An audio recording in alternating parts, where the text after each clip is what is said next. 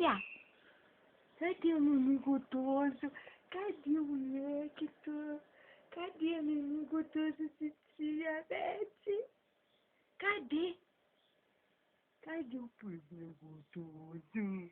Ó. Vai, titia, faz. Faz, Hector. Faz, Hector, Lucas. Cadê o neném gostoso? O que você quer? Você vai sair, vai na casa da vovó? Vai na casa da vovó, tia.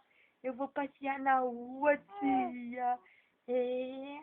Cadê? Cadê o neném do Senhor? Jesus te ama. Bebê. Bebê quer falar o quê? O bebê quer falar. O bebê quer falar.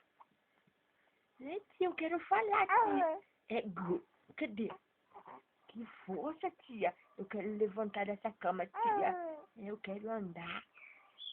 Que boca é essa cheia de cuspe? Que boca é essa cheia de cuspe? É pra falar já? Cadê o neném? Tomou banho? Tá gostoso mais ainda? Tá cheiroso? Tá gostoso? Cadê? Cadê o neném do Senhor? Cadê o bebê abençoado? Cadê o neném abençoado do Senhor Jesus? Cadê? Cadê o Hector? Se o vovô tivesse aqui, ele ia levar. Cadê o Hector? Ele ia pedir pra pôr uma blusa dessa pra ele. Cadê o Hector? Fala! Se o vovô tivesse aqui, ia ter só dó do vovô. Fala! Fala, neném de tia! Ia fazer uma massagem de chueca. Fala! Cadê o Hector? Cadê o Hector de titia? Cadê o Hector? Hector! Cadê o neném da tia? Cadê o neném? Cadê o príncipe do Senhor?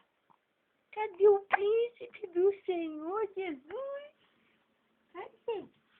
Cadê essa boca cheia de cuspe? Hein? É pra quê? Pra mamar?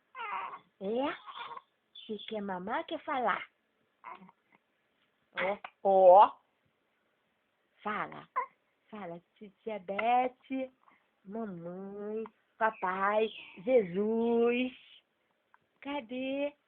Cadê o príncipe do Senhor? Cadê o Hector? Cadê o Hector? Lindo, gostoso, cheiroso. Caramba, aqui.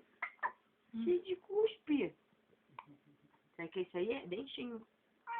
É dentinho que vai nascer. Não é?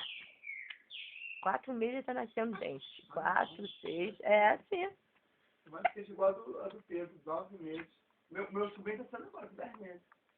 Tem criança que atrasa uma coisa, adianta outra. Não, ele vai sofrer. Né, meu filho? Não é? Meu sobrinho tá nascendo com 10, graças a Deus. Ih, Zé, tá cheio. Que isso,